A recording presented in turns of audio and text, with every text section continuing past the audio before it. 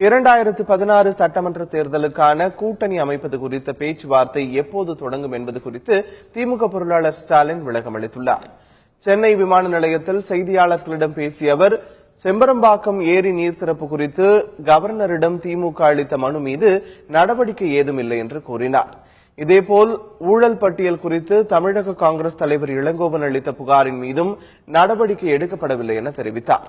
மேலும் முஸ்லீம் லீக் கட்சி தலைவர்கள் திமுக தலைவரை சந்தித்தது அவர்கள் நடத்தும் மாநாட்டிற்கு அழைப்பு விடுக்க மட்டுமே என்று கூறிய ஸ்டாலின், கூட்டணி தொடர்பான பேச்சுவார்த்தையை திமுக எப்போது தொடங்கும் என்ற கேள்விக்கும் பதிலளித்தார்.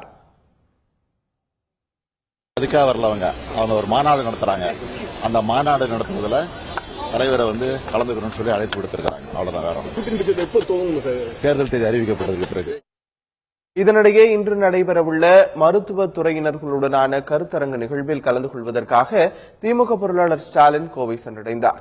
நமக்கு நாமே பயணத்தின் தொடர்ச்சியாக அவர் கோவையில் மருத்துவத்துறையில் கருத்தரங்கு நிகழ்ச்சியில் கலந்து கொள்கிறார். கோவை வந்த அவருக்கு திமுக சார்பில் விமான நிலையத்தில் உற்சாக வரவேற்பு அளிக்கப்பட்டது.